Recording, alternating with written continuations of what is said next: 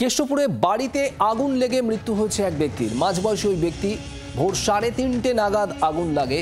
মৃত ওই ব্যক্তির নাম সব্যসাচী চক্রবর্তী বলে জানা যাচ্ছে। বাড়িতে একাই থাকতেন এবং এই ঘটনা আত্মহত্যা বলে প্রাথমিকভাবে অনুমান পুলিশের।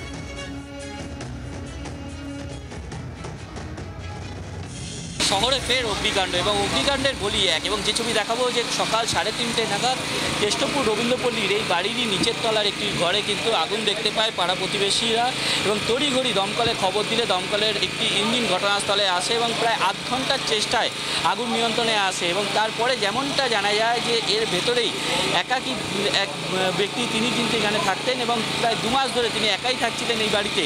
এবং তার কিন্তু অগ্নিদগ্ধ অবস্থায় দেহ উদ্ধার করে দমকল আধিকারিকরা এবং ইতিমধ্যেই দেহ উদ্ধার করে ময়না তদন্তের জন্য নিয়ে গেছে এবং কী থেকে আগুন লেগেছে সেই বিষয়টি কিন্তু তদন্ত করে দেখা হচ্ছে। ক্যামেরায় সৌমেন্দ্রের সাথে সৌমেন, জি 24 ঘন্টা, কেষ্টপুর। বাংলার আওয়াজ, বাঙালির আবেগ, জি 24 ঘন্টা।